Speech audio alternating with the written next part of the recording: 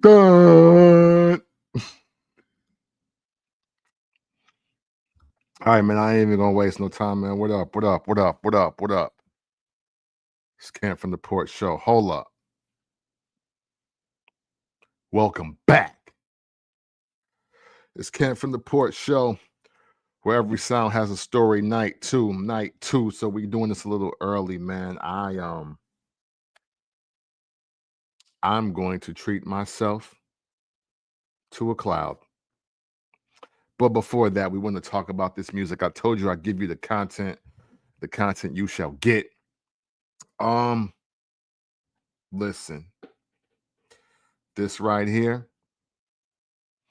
is, I think, the epitome of how the year of 2025 has went for specifically rap music. Rap music, hip hop and rap music specifically is in a really great place right now. It's in a really great place. And we got 2 full months left, but 2.5 months left for sure. It's literally August, Jesus. It's literally October 16th. So we got the second half of this month and 2 more months to go.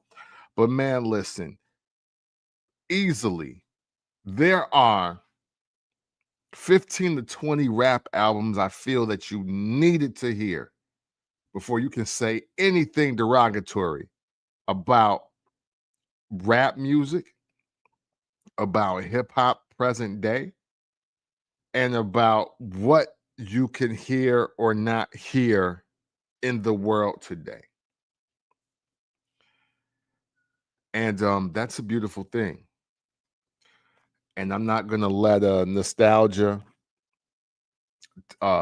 take over here, but man, listen, if anybody of any age was to say something to the line or to the effect of 2025 is a top 10 year in hip hop, man, they'd have a hard out.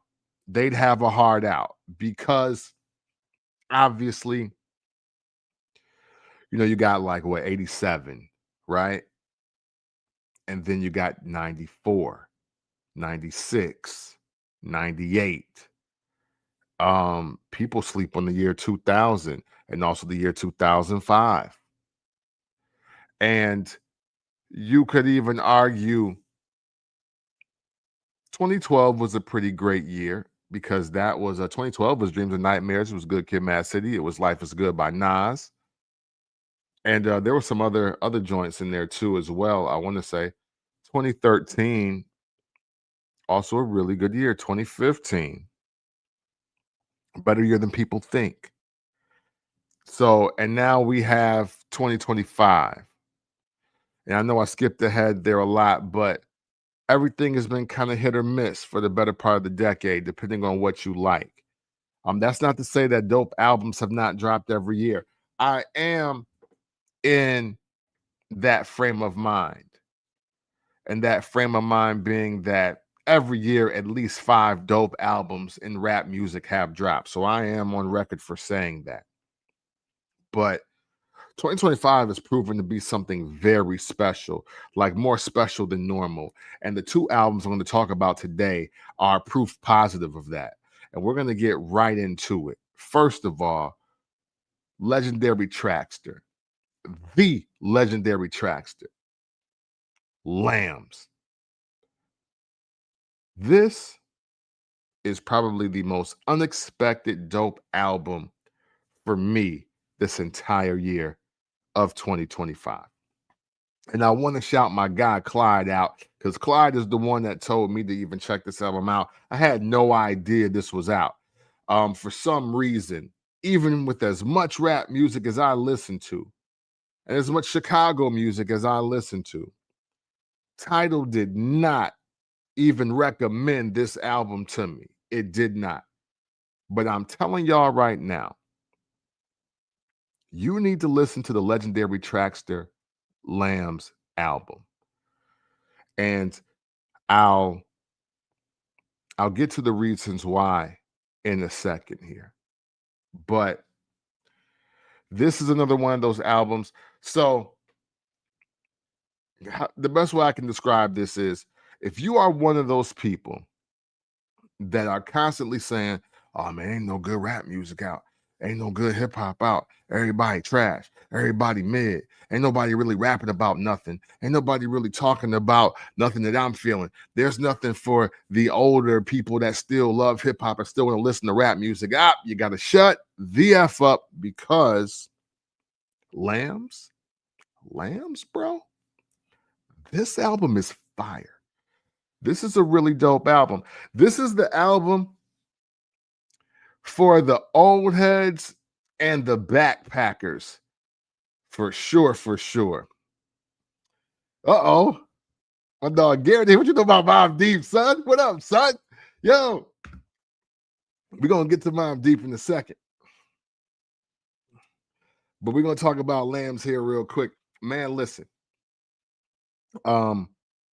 This Lambs album, I think it's pretty special, especially for Chicago, because the Legendary Traxster, many of you, and I'm going to throw myself in an equation because I'm from Freeport, Illinois. I wasn't born and raised in Chicago, and I never want to get that confused.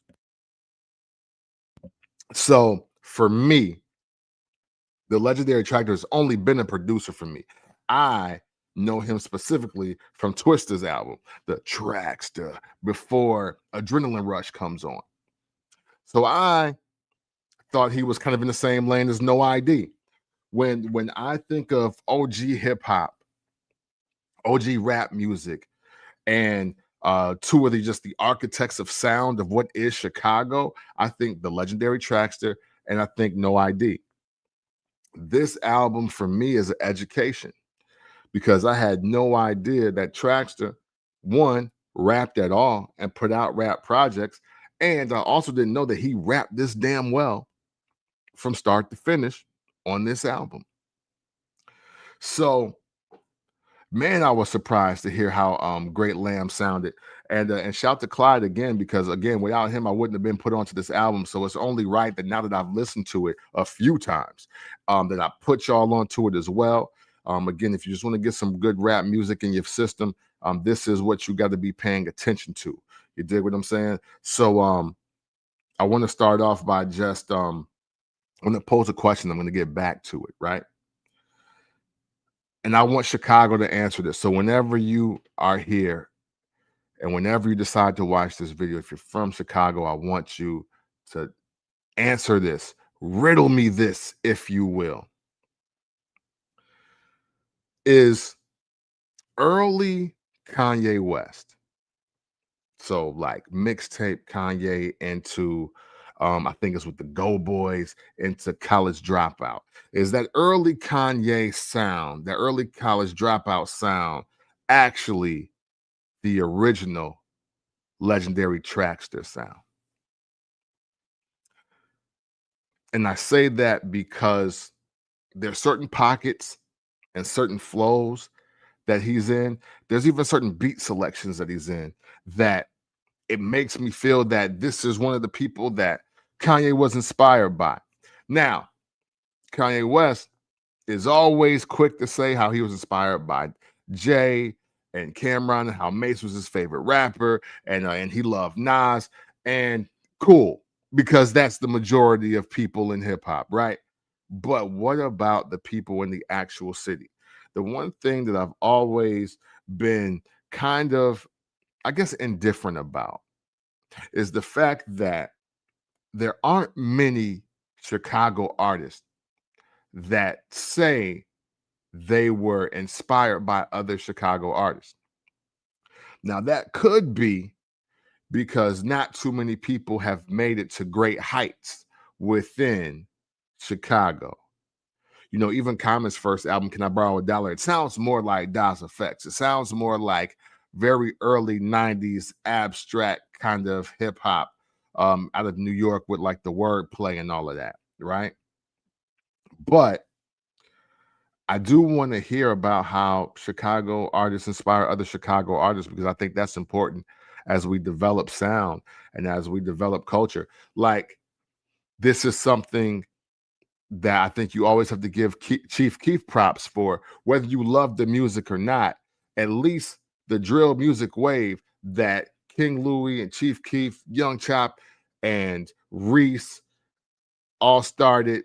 It helps a Bibby, a Herbo, a Dirk, but then there's a Wiz the Kid, there's Tank, there's Dreezy, all of these people, all of these young people, these young artists that come out after that is because they are kind of adopting this sound.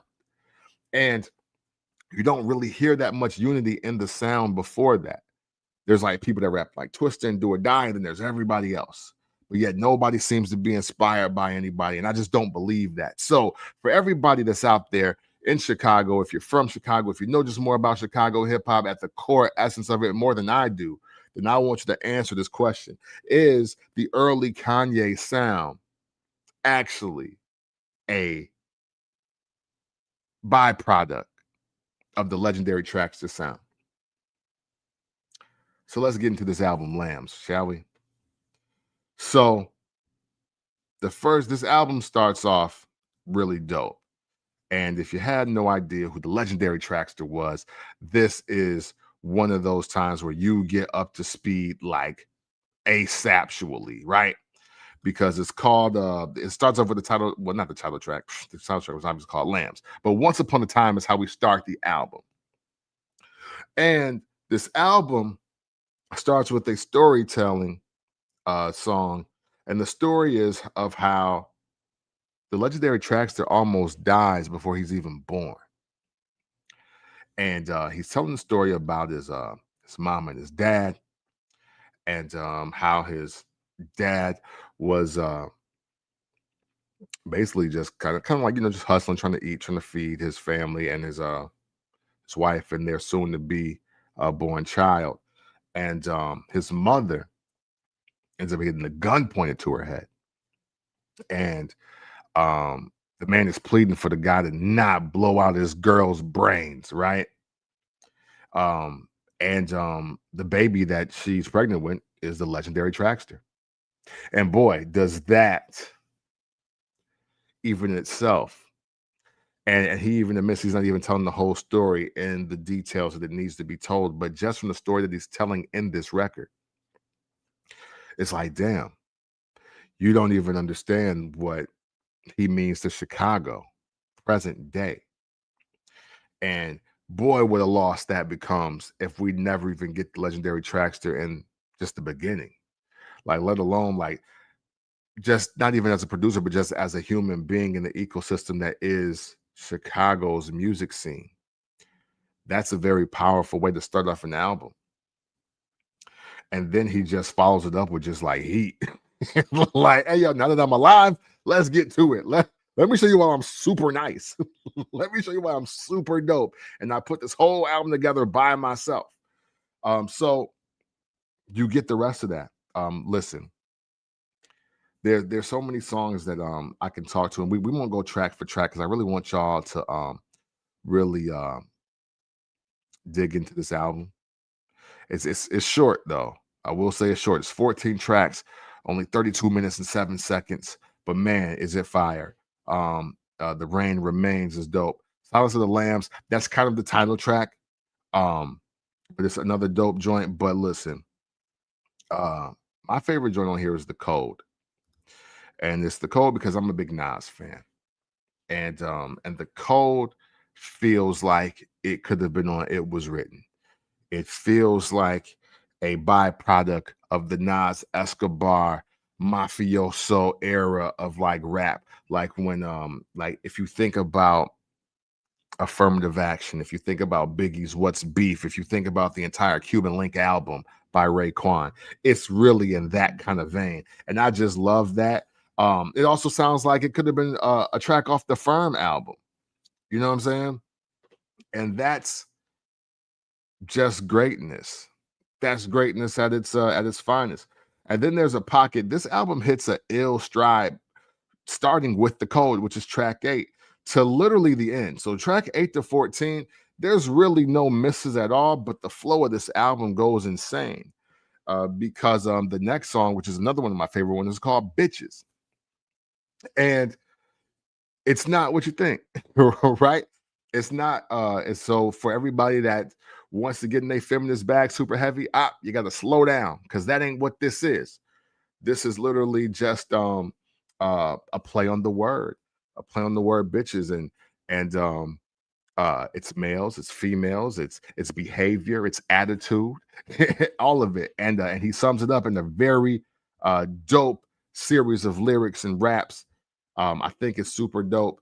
Um, then you got a selfish, also it's almost introspective in a way. But also tells a great story. I'm a big sucker for storytelling rhymes and storytelling songs. So this is great for me to hear selfish and to hear bitches and the code and once upon a time.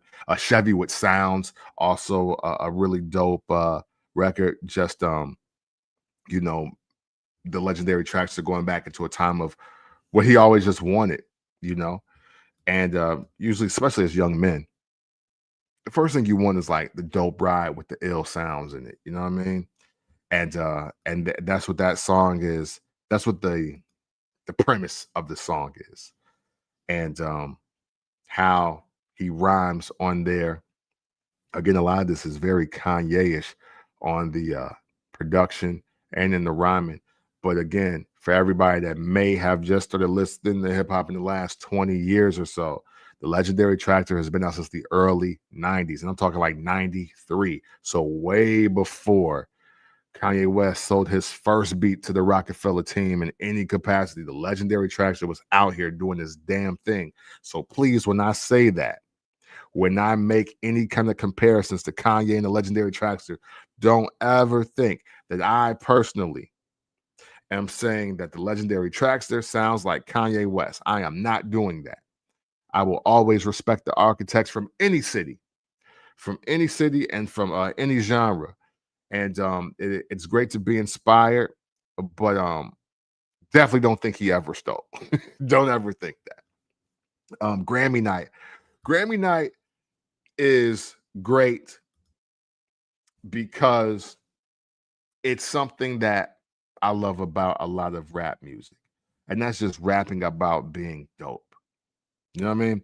It's refreshing to get back to rappers just rapping about being dope, versus how many pills they taking, how girls be taking all their money, and how they're gonna just shoot up everybody at a family reunion or something like that. It's just cool to just like get back to the lost art of just like, yo, I'm super nice, I'm super dope, and this is why. You know what I'm saying?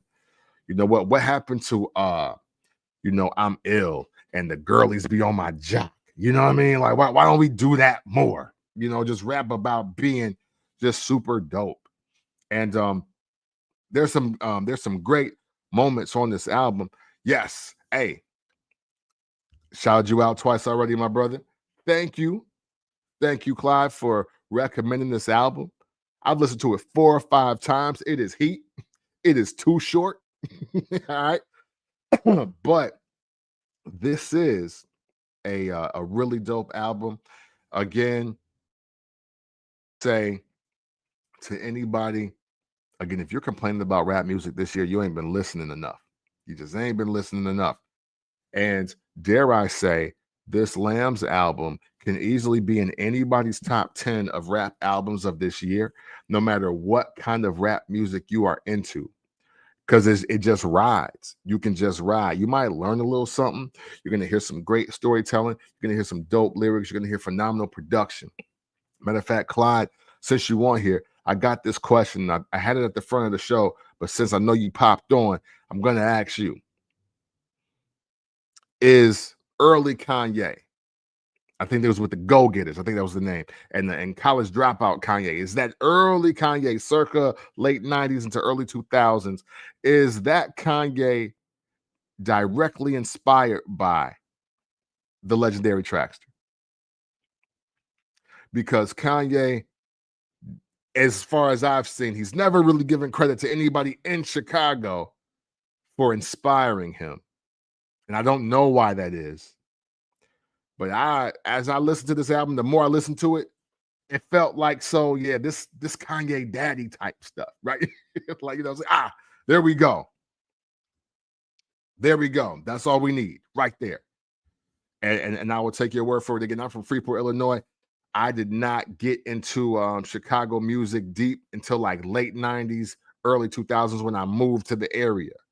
But I love to talk to the people that are born and raised, or at least just of great knowledge of the Chicago music scene far beyond my years.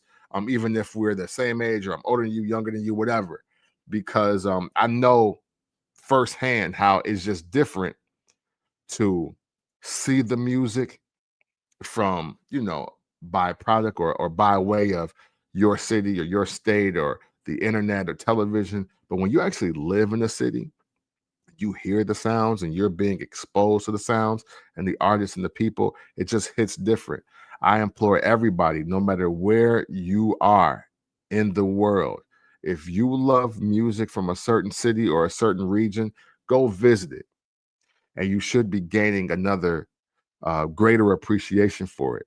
I'll tell you, that's what happened to me in 2005, literally 20 years ago this year. This time, 20 years ago, in the midst of surviving Katrina, I was living in Atlanta, Georgia. And I tell you, snap music sounded like the worst shit in the world when I lived in the Chicago area and I was working at North Riverside Mall. But when I got a chance to actually live in Atlanta and be in their clubs and see the whole story behind it, it gained my respect in a lot of different ways. But back to Lambs. 14 tracks, 32 minutes, 7 seconds. Again, he don't waste your time. And he don't take a bar off. He don't take a beat off. This album is super dope. And I got to be fair and just gauge it with the albums of this year. 3.5 is absolutely the lowest I'll go. I can give it a 4, and I can stand on that 4. I can absolutely stand on that 4. Um, if again, my only critique is maybe certain songs need to be longer, or maybe just an extra verse. But there's really nothing to complain about here on this album, man. Nothing at all. 3.5, 3.75 to 4. You know what? Skip it. Nah, man. I was digging it. I listened to it back to back on the first listen. So yeah, I'm gonna go 4. It's a 4 for just the simplicity of it, but also for just the it's just so solid. Sometimes an album is just so good that you you just listen to it just because, and that this is a just because album. It's like man, what can I compare it to? And I'm not a, you know what, check it out. It's like Air Force Ones. You don't really need a reason to buy Air Force Ones. You just buy them. Why? Because nobody's ever gonna hate on you for having Air Force Ones on. Like nobody. Whether you get the lows, the mids, the highs, you're getting the all whites. Now look, in my day, you could wear the black Air Force Ones and nobody batting an eye. They just went with the fit. Matter of fact, more people bought black Air Force Ones in my era than white ones. And I worked at North Riverside. You used to cop both. You cop the black and the white forces. But this album is like Air Force Ones. It is a win. It's gonna go with any fit. So whatever your mood is, whatever you want to get into or not, it's just gonna go. So Legendary Traxster, Lambs, listen to it. Dope album. Man, yeah, and that production is, it's just crazy. Absolutely crazy. And I hope that this album does well. I hope that people, I hope anybody that see this, you listen to it, you enjoy it. Let me know what you think about the album. I might have put you onto something new by way of Clyde. So, man, thank him. And you're welcome if you heard through me. But he didn't want to put me on. So that's how we're going to rock it. So now, part 2. You see the title, man. I had to do this. I had to do this one. Garrett, I'm doing good, my man. I hope you are doing well as well. Um, life is real, but life is good, my brother. And you know the vibes. You know where we're going with this. Yeah, yeah. Mobb Deep and all that. You know what I'm saying? Duh. Hey, Mobb Deep Infinite. You know, this is one of the few times where I was actually excited about an album, even though a member of the group has passed. For many of you that know or may not know, this may be your first time checking me out on the live or whatever, what have you. But man, A Tribe Called Quest is my favorite rap group of all time. And I won't even lie to you. When I heard We Got It From Here, Thank You for Your Service was coming out, I won't lie, wasn't excited. It was actually kind of heartbreaking. Why? Because I knew about the group's issues and I knew about the group breaking up. And even when they got kind of cool, even the fact of them doing the album or doing a reunion tour and Q-Tip was just not with it. And then it looked like there was just maybe peace, but still not cohesiveness within the group. And then we get the album, and I know I'm probably gonna sound super crazy, and I'm gonna listen again just to make sure. Just to make sure. But I'll keep it real. I wasn't that impressed. Um, you know, for the people that maybe didn't like Beats, Rhymes, and Life or don't like the Love Movement, which I think the Love Movement is a great album, by the way. Um, I actually have that as number 3 for me, uh, as far as Tribe albums front to back, if I'm being totally honest. We got it from here. Thank you for your service. I don't know. I got it at the back of the line still, but I'll listen again. I'll listen, man. Maybe now it hits a little different. Sometimes a couple of the joints will come up on my shuffle, but I'm not the biggest fan of that album. And then for me, the heartbreaking part for everything that the Tribe stood for, man, it broke my heart to see that Q-Tip was on live, upset with Ninth Wonder because they didn't win the Grammy for doing this album. Bruh. The heartbreaking part of that for me, and I talked to my man Will about this too. We were when I was working radio then, and I was like, man, that broke my heart because that was never like the Tribe way. That wasn't the Native Tongues way. You know what I'm saying? Um, and that hurt. That like Q-Tip was literally, he was legit mad. Like he was mad at Ninth Wonder because they didn't win the Grammy. I'm like, bro, that's why we did this. Oh, well, now this album sucks because don't do it for that. Don't do it for that. And like, you know, because Fife ain't here. And if we're not gonna do an album because we want to do an album for the people that bought the physical copies, like I got Tribe CDs. You know what I'm saying? I wear Tribe t-shirts. Like I'm a stan, if you will. I'm a P1 of A Tribe Called Quest. And I'm still gonna get that Tribe Called Quest V-neck sweater vest. I can tell you that with the colors on it. But saying that all to say, posthumous albums are tricky. They're just tricky. You know what I'm saying?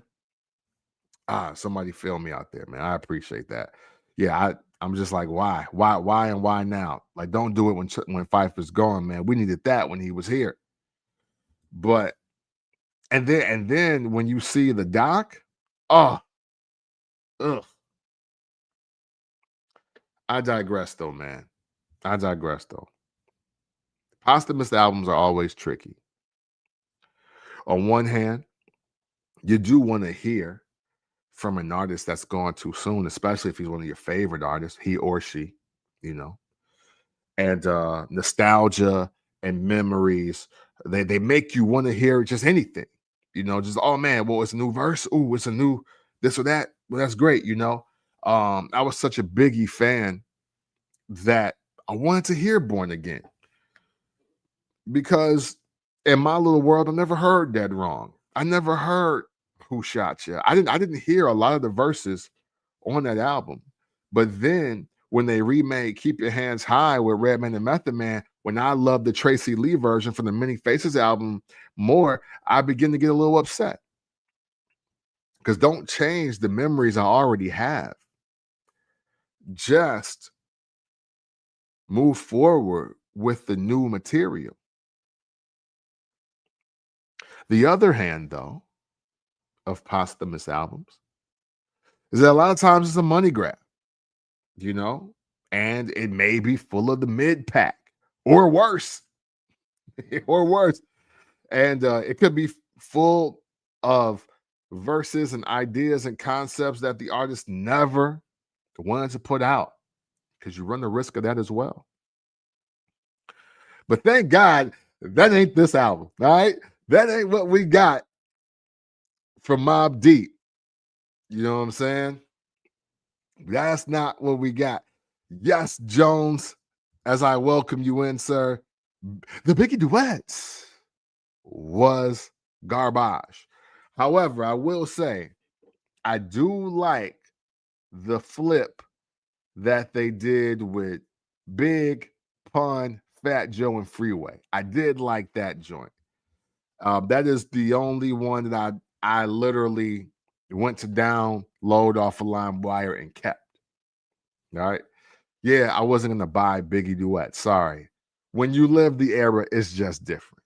All right. Now, if you were 11 and that was the CD your parents bought you for Christmas, I ain't hating on you. You know what I'm saying? But for me, no. I never want to hear the Biggie duets ever. But shout out to Jazzy Fado. You know what I mean? But again, this Mobb Deep Infinite album, yeah, flames, flames, yeah. And man, my prayer, right, to anybody that we ever lose in hip hop again, is to have an album put together like this. Because again, another posthumous album that we got was DMX Exodus. Now, I know technically it's like done, but there's a lot going on with DMX towards the I mean, just in his life and rap career. And I'm not here to defecate on that album. The album's not terrible, but it's not it's unfortunate. It's heartbreaking to listen to if you really like listen to it. Like it's DMX clearly losing the spark. He's clearly a step behind. He's just not who he was. And even though the last effort wasn't bad, and man, it was so sad to hear of DMX passing. At least we do have something, and Swizz he did a really good job on that album. He did a really good job, but it ain't this though. And I think that this Mobb Deep Infinite album, it's just it's just a testament of like to his crew and to his circle. You know what I'm saying? Like the people that put this together and who he was and what he was to everybody, not just in hip hop, but like Queens. You know what I'm saying? Like all of it, because Prodigy is gone, but unlike many fallen legends before him, he's left behind some of the greatest company that any MC, living or dead, would want to have. Okay. Like, listen, Alchemist and Havoc put together this album.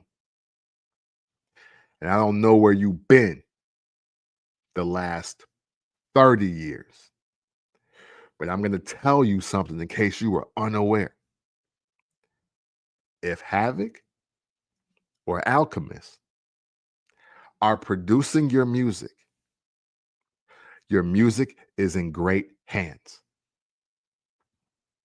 And that's what this album is. It is in great care. It is in great hands. There is nothing that you can say bad about the collective that is putting this album together, right? You know, Alchemist and Havoc holding your files is never a bad thing. And you know, obviously, even as Mobb Deep had their own thing, and then Prodigy has his own career, and even Havoc put out a couple of solo albums, but it goes, you know, unnoticed or unheard, I guess, to a degree that Prodigy and Alchemist did a lot of work together. And so he has a lot of verses and a lot of songs and a lot of concepts that just existed. It showed one how much he wrote, how much he recorded, and even though obviously you won't hear any like political references in general from a Mobb Deep album, this is as up to date as you can get for an artist that's died. And not just died, but man, Prodigy's been going about 10 years now. I think he died in like 2017. So for me, if this is where the vault closed at 2017, oh, I got to hear some more. I got to hear some more. Because the production, obviously, timeless, because look who we're dealing with. But also P and his just his rap contributions. See, this is what I was talking about, I think, weeks ago when I'm talking about different styles and cadences and deliveries, right? Prodigy is so unique. Nobody raps like Prodigy. So even that in itself is a superpower, right?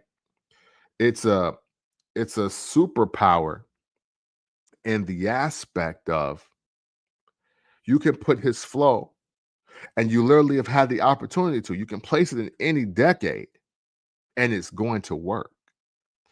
The only decade we have not heard Prodigy rap was the 80s. Like that's the only one. 90s, 2000s, 2010s, he was there and he was putting in work. Voice may have changed over the years with age, but the unorthodox flow, the rhyme when I want to pattern, and just his subject matter is so general, but it's so universal, and it shines again on another project. Hey, and you know what? It also helps that Nas is your friend, and Nas is friends with your friends as producers, and y'all grew up together, and you piece it up before you pass away. You know, so Nas dying to give you 2 or 3 verses for your album can't hurt, especially with the run he's been on in the twilight of his career. And then, of course, you know, Ran Ghost. Ran Ghost want to show up for your project, always a win. I've gloated enough. Let's talk about some of the actual songs, all right? Because this album is dope. It really feels like it should have been released. And that's something great to say about a posthumous album. Because even when they release, it's like sometimes you'd be like, you could have kept that. You could have kept a couple of those joints, bro. You could have just dropped the EP. No, I don't feel that way about this album at all. This album is 15 tracks, 51 minutes, 47 seconds. Let's talk about the album, Against the World, track 1. Now, I remember when this dropped a week before the actual album, maybe even 2 weeks before the actual album dropped. Instantly loved it from the first verse and the hook. And then I love the what Havoc added to it verse-wise as well. But man, let me tell you something. I was in the middle of my walk when this happened too. This is one of those rare music. Matter of fact, I'm glad Jones is on here. This is one of the rare times when I had my shuffle on, and I think it was playing like, I don't know, it might have been playing like Faith Evans or something like that, or 112. I don't know, because it's early in the morning. You know, it might have just been lo-fi playing. But when I saw new Mobb Deep, I was like, Against the World? Oh, wait, hold on. I got to hear this. So I did play some violence before 9 a.m. Jones that day. I had to. The sun was out. It was going to be like 87 degrees in October. Yeah, I was doing it. Right. And I listened to Against the World, Instant Love, Instant Ad. But I tell you what, Prodigy scared the hell out of me when he said, "Love you have. See you on the other side, my nigga." I'm like, whoa, hold on. Whoa. Don't ever do that. Don't ever do that. Because music can be prophetic. And I don't even know when he recorded that and why he recorded that. But man, when I hear rappers say certain things that's like a premonition or a prophecy or just almost like they're not here, I don't like to hear that. Because damn, if you are a believer in thoughts becoming things, and if you are a believer in the power of words and how they interact with the universe, man, you don't want people to talk about how they won't be here. Sometimes I scare myself with my own thoughts. Sometimes I do my best to one, stop and pray on those thoughts, but then also put some better thoughts into my mind, because you just never know how that will go. You know, my man Dino from H-Town. If you ever saw his Unsung, boy, is that heartbreaking. Boy, is that heartbreaking. And it gave me that kind of energy. I don't know why, but it just did. And that was super crazy. That was eerie. But I do love the song no matter what. It's a great song. And then they go right into Gunfire. And Gunfire is, you know what? Gunfire kind of made me feel like G Unit Mobb Deep on that one. If anybody understands what I'm saying on that. Like when they were on the G Unit, that feels like a song they would have made during that time.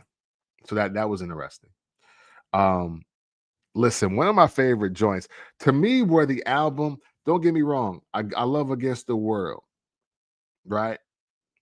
And and I'm not saying that I didn't like anything before this particular track, because I like Easy Bruh too.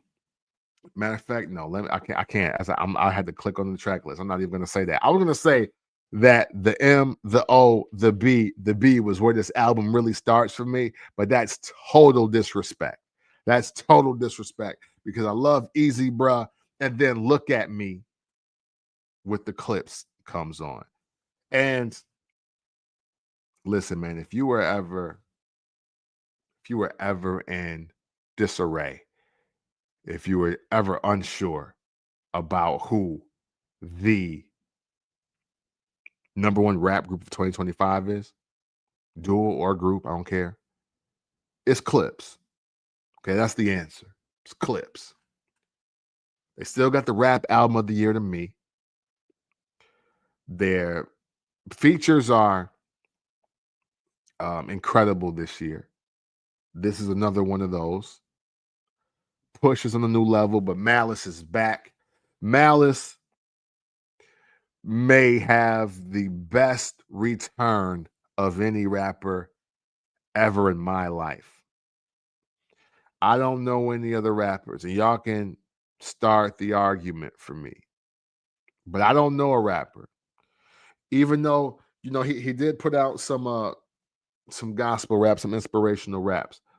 I don't know a rapper to take off as much time as Malice did and to come back and be seemingly better. And this is coming from somebody that loves Till the Casket Drop, the album. Um, until Let God Sort Him Out, I had that one as the number one Clips album. And I'm not necessarily sure I'm going to let go of that. I love Till the Casket Drops. But Let God Sort Him Out, Malice is rapping at a level that should be studied. And it restores faith of people letting rappers age and letting rappers grow, right? Because everybody can't just rap from 16 to 30 and be done, especially if we plan to be here for a while. and I'm talking about 80s babies specifically, and maybe late 70s babies as well, but we are the first generation of hip hop fans first. You know, my mom, yeah, she loved LL Cool J, but she grew up when like Motown was rocking. She remember Otis Redding. You know what I mean? She remember when Smokey was doing his thing before the gasms. You dig? Her and Michael Jackson are the same age. Rest in peace to Mike. You know what I'm saying? So that's so she was soul R&B music first. My first memories involve Crisscross and Curtis Blow and watching Crush Groove and Breaking. So I'm literally, in my world, I am the first generation of hip hop fans. I grew up never knowing that hip hop was supposed to be a fad that wasn't going to last. I just heard them talking about it. I'm thinking, you got to be crazy. I love this. Look at this. I want to be Turbo. I want to be Turbo and Ozone. What do you mean? And so for that, it's great to see that someone in their 50s raps at a high level that's not named Nas or Jay-Z, and you're getting just impeccable work that you can say, hey man, this might be the best rapping we've heard all year. And it's still, here we are in the middle of October, and that sentiment is still ringing true. Back to this album, man, Noid, rapper Noid, big Noid. You know what I'm saying? I always like Noid. I think Noid is fire. And boy, did he come with a fire verse. He has a standout verse in this album. And I think that he's always been great alongside P or Have, but it was great to hear Noid. And he was kind of even, I felt like he kind of updated the like the flow. He got more to say. Like, does Noid have an album out? Does he have an album coming? Because I want to hear it. Because the way he sounded on this project, on the M, the O, the B, he killed that. One of my favorite Noid bars is, now I don't Harlem Shake or chicken noodle soup, but you can catch me uptown with a pigeon in the coop. Noid is fire. Noid is fire. Hey, that's why Queens is the best rap borough. That's because people like rapper Noid or Big Noid can out rap a lot of just the other people out. Like Jim Jones was worried about Nas. Brother, you can't out rap Noid. Shut up. That's it. Let's move on. I love this album. I love how they took the Diddy thing I mean, Q and Duran or Darren said he stole from a Slim to make the D, the I, the D, the D, the Y. They saying that they stole that from 112. Well, Havoc flipped it better than all of y'all, and I'm sure somebody else. I think that's an older like song anyway as well. People like to take credit for like a lot of things. It's crazy, but I liked how Pete tried a different flow and discontinued. You know what I'm saying? He was using like a double time flow, so to speak. You never really hear Pete really rap out of his own pocket, no matter what the beat does. And that's why I admire Prodigy. And that's why he is one of my favorite rappers ever. It's because it didn't matter what the beat was going to do. Look, hey, this is how I'm going to rap on it. I don't care what pocket you hear. I don't care what you got going on. I'm gonna get on this beat and do this. The crazy prime example of that, if y'all ever heard it, it's Nas presents QB's Finest, the Bridge 2001. Just listen to everybody's flow on there. Listen to that beat. And then just look what just Havoc Prodigy just decides to do. Like everybody is like on some cypher type stuff. Like and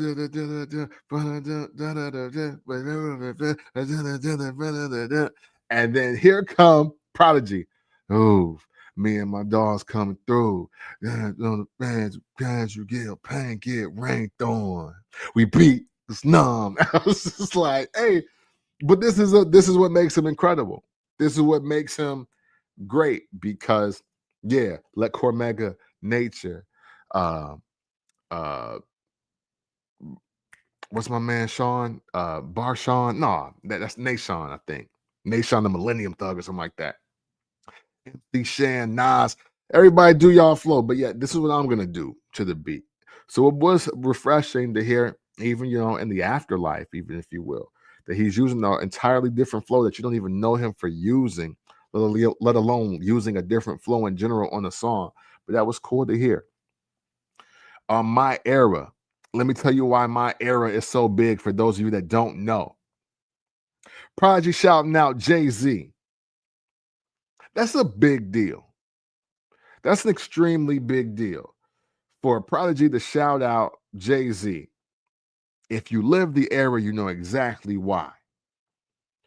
But for him to even say Nas and Jay-Z's name, one together and one, and then like a salute and a sign of respect, that's incredible.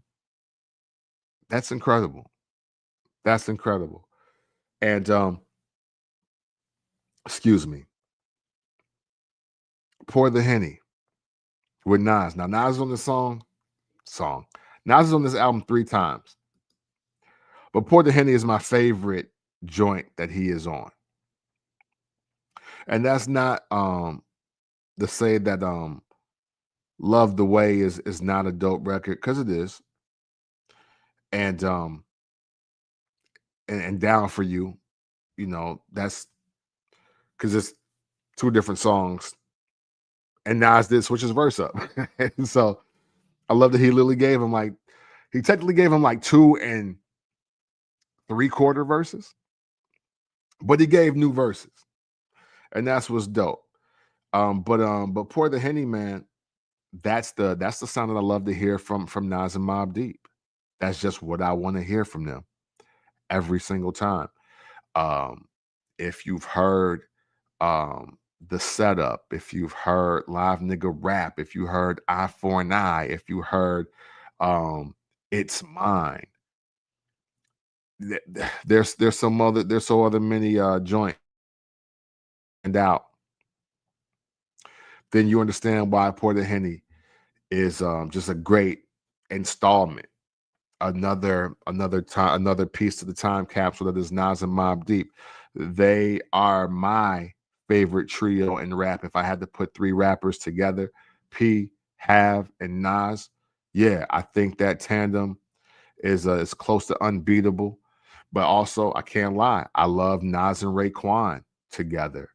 I love Nas, Raekwon, and Ghost. Really, just to be honest with you, there's not, when Nas does collabs, it's hard to say that they miss, because you can tell that he's one, when he's really doing them for real, that he's a fan, or he just admires the people that he's rhyming with. And also because he pushes his pen differently.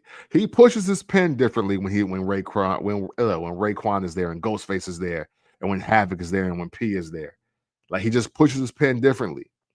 And I know this is leading for an opening for somebody to say, like, oh, but he don't be out rapping Jay-Z. Well, he didn't really like Jay-Z. And always be clear, their beef started because Jay couldn't get the feature from Nas. You know? So, he heard verbal intercourse and wanted a verse for Reasonable Doubt and couldn't get one. But that's just for rap history for anybody that want to know something and talk about my guy on a day like this when Mobb Deep Infinite is out. And I'm talking about Mobb Deep. You dig what I'm saying? Infinite, 15 tracks, 51 minutes, 47 seconds. Listen, I'll be fair. I'll be fair. So 3.5. 3.5 out of 5. And that's great for a posthumous album, if you ask me. The only thing that I would say that I don't necessarily I guess, like about the album. And maybe this will grow on me in time. It's just that compared to themselves, this is a 3.5. I can't even compare this to the field. You know what I'm saying? Um, Obviously, I have this better than Juvenile Hell, right? But the infamous is a 5. You know, with time, Hell on Earth is a 4. Okay, Murder Music, 4.5, 5. Infamy, 3.5. Blood Money might be a 3. America's Nightmare, 3.5. Maybe, maybe a 3.75. Havoc is rapping out of his mind on America's Nightmare. So as I look at just what Mobb Deep does, I can't just say this is a 4 or better, because they have 4s and 5s in their catalog already, and this is when P is gone. Um, this album is nothing short of great, though. This is a dope album, and you know, if you love Mobb Deep, I recommend listening to it, because these guys, they really do this. They really do this. And man, to just to get this, it's almost like the order of completion, right? Because Mobb Deep had fell out at one point, got back together. They were going back on tour. But I think the last project that Prodigy dropped before he passed was Albert Einstein, uh with um with Alchemist. And so I was kind of salty, or just thinking, damn, we'll never get that kind of like reunion Mobb Deep album. Not that you necessarily need it, but just as a fan, that's what I wanted. I was like, yo, just one more time. Just get P and Half back together and put out an album that really let us know how good it is, right? And you get that with this. But Mobb Deep is again, after what, in total, what, 32 years in rap? I can't compare them to like the Clips album and Freddie Gibbs and Wiz and Larry June and um the Legendary Traxster and Ghostface. I'm not comparing them to albums that have dropped this year. I can only compare them to themselves. And again, they got some albums. Hey, listen, Hell on Earth might be a 4 out of 5 now. Now that we are in 2025. America's Nightmare might be a 3.5, 4 right now as we listen to it. You know what I mean? Like, so Infamy, people hated on Hey Love, but listen to the rest of that album. That Infamy album is something special too. So when in relation to all of that, I'm giving it a 3.5 out of 5, because P is one of the greatest rappers ever. I don't care who's in your top 5. Prodigy is one of the greatest rappers ever. And even in the afterlife, he's out rapped somebody. And that's what matters. Um, yeah, that's it. Mobb Deep and all that done. You know what I'm saying? What the drilly with that though? It ain't banging. Thank y'all. Thank y'all for listening to me. Talking about the Legendary Traxster and Mobb Deep today. Man, um, it's night 2. Night 3 is on the way. I'm gonna ruffle some feathers on night 3. but we'll talk about it. We'll talk about it. If you've seen the YouTube, I already got the schedule. I got the live schedule. We're gonna go live, and I'm gonna talk my talk while y'all get excited for the return of verses. But be that as it may, man, thank you again for checking this out. It's Camp from the Port Show, where every sound has a story. The Legendary Traxster Lambs. Listen to it. It's a 4. It's a 4 out of 5 right now. 2025 is a great rap year. Dare I say top 10.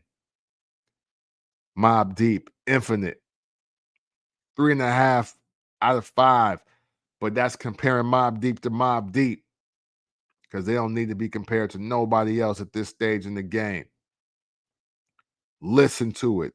Love it. And let me know what you think whenever you see this. And again, I asked the question, even though Clyde answered it for me. Hey, the Legendary Traxster, is he the original father of the old Kanye style? Chicago, talk to me. I'd love to know.